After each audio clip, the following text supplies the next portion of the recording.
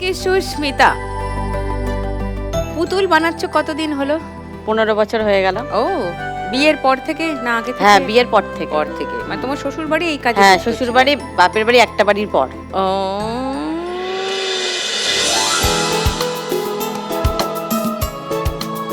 খুব ছোটবেলায় বিয়ে করেছিলাম, তখন 7-এ পড়তাম। হ্যাঁ, কেন? আরে বাড়ির থেকে আমার মা বিয়ে কর করে জ্বালিয়ে খাচ্ছে। আমি বলছি এখন করব না, আমার মা শুনতো না। যতই বলতাম যে না আমি এখন বিয়ে করব না, মা বলতো না, চারিদিকে ছেলে রেখে দিত। আমি তখন জেদ করে আমি যাকে ভালোবাসতাম আমি তাকে বিয়ে করেছি। ক্লাস 7-এ? হ্যাঁ।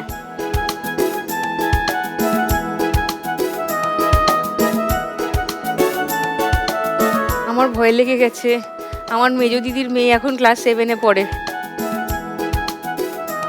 ঝুমরি, ওরে বাবারি, হুমা গো বাঁচাও। আচ্ছা, 1 বছর পর যখন মেয়ে যখন পেটে আসে তখন ডাক্তার দেখাতে গিয়েছি, হসপিটাল থেকে আমাকে তাড়িয়ে দিচ্ছে। তো তুমি 14-15 বছরে কনসিভ করে ফেললে কেন? আমরা 3 বোন, মানে বড়টাকে পার করতে পারলে আরো 2টো আছে, এরকম হয়ে গেছিল আমার মা।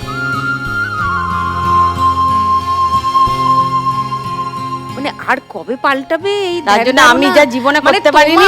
আর তোমার পাশের টেবিলে যা রাখা আছে তার মধ্যে তাহলে কোনো পার্থক্য নেই। মাটির বোতল, দিস ইজ নট ডান। একটা ক্লাস 7-এর মেয়েকে কেন তার মা বাবা বিয়ে দিয়ে দেবে? তার না শারীরিক ভাবে কোনো গঠন তৈরি হয়েছে, না তার কোনো মানসিক ভাবে কোনো বিকাশ ঘটেছে, না সে পৃথিবীকে চিনেছে দেখেছে। তাকে সেই সময় বরং সব থেকে বেশি দরকার মা বাবা তাকে আগলে রাখা, তাকে অন্য লোকের হাতে দিয়ে দেবে। বাবা কোনোদিন বলিনি, মা।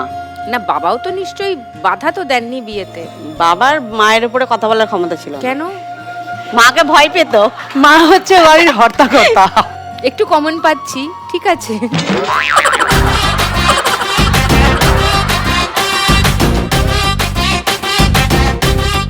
যে শ্বশুর বাড়িতে এসেছি, শ্বশুর বাড়ি অনেক লোন ছিল, মানে ঠিক মতো খাওয়া দাওয়া করতে পারতাম না। আর ওষুধ ধরো যদি 20টা লিখতো 10টা খেতাম। আমার শ্বশুর শাশুড়ি প্রচণ্ড আমাকে হেল্প করেছে। আমার বাবা কোনোদিন আমাকে হসপিটালে দেখতে যায়নি, আমার শ্বশুর কি আগে গিয়ে দাঁড়িয়ে থাকতো। দেখুন লাখ টাকার লক্ষ্য লাভের সম্পূর্ণ এপিসোড সান বাংলার ইউটিউব চ্যানেলে।